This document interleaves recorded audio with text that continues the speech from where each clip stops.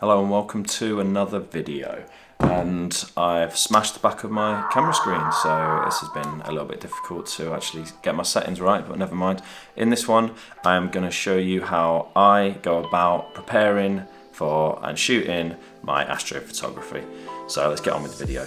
Okay, so first thing I do is dark sites in Yorkshire. You will obviously put wherever you're from. Then there's a few different places on here and a couple websites that will show you decent locations, so I usually start with that, or I'll go to darksitefinder.com, which is a great website, and on there you go to the light pollution map, and then you can just put in your postcode or put in your city, whatever, and then it should have zoomed in, it didn't. And then what I do is just look in my general area and look for the different colours on the map will show you how dark the area is. So like blue is really dark site, and then there's a dark green, lighter green, yellow, and then into red, stuff like that. So I just look for a dark green site that's reasonably close to me, and then I will just go onto Google Maps, see where it is, see how far it is from mine. I'm going to need to block off my address there,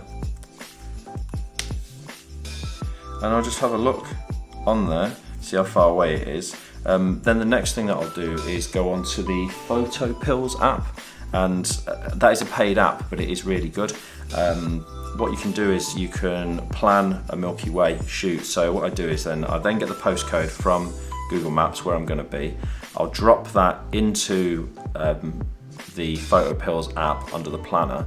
I'll change the date to the date that I'm likely to be there, and then that will tell you which direction the Milky Way is going to be, so you can get a bit of an idea on which direction you're going to need to face. And then what I also use is clear outside, and I will then put that postcode in, and it's already in on here, sweet, and then that will tell you when the moon's going to be rising, when the moon's going to be setting, whether it's going to be any good to shoot astro. So this green is obviously best, and then red and yellow, but it will give you the percentage of cloud covering for each of the hours.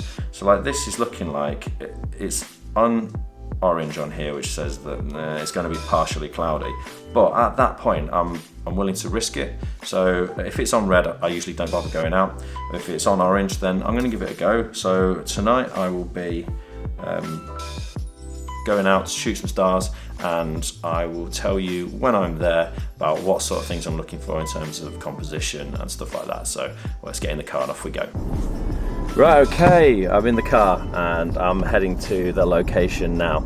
So what I'm going to do when I get there is just mill around waiting for my eyes to adjust to the dark and search for a composition while I'm there. Like obviously, ideally, you would go during the day, you'd have been to this location before, like I have been to this location before, so I know exactly what composition I'm going to be looking for.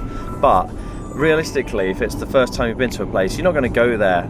If it's an hour or two drive, go there to just go and see the sunset and then hang around for hours waiting for the stars to come out. So what I end up doing is just milling around with the torch, having a look around for compositions, and all I'm really looking for is an interesting foreground, so something that will hold the image together, a nice bit of foreground so that you can have the stars in the sky looking all good. So what I'll do then when I get there is I will then use Photo Pills again, and I will use that to show me where the Milky Way is and also where it's going to be at a certain time.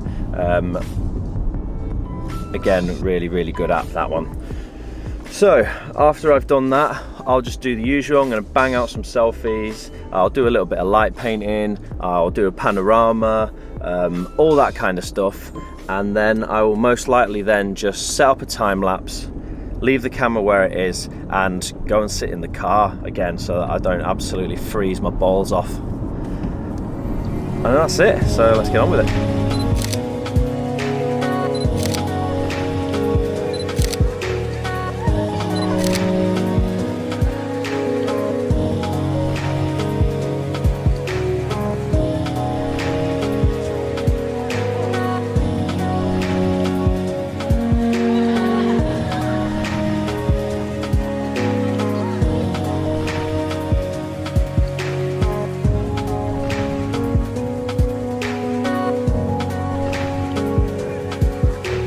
And that is that. So I'm going to go home and edit those pictures now. So that is the video. That is how I plan and shoot my astrophotography. I hope it was helpful, and I'll hopefully see you again soon. Thank you. Take care.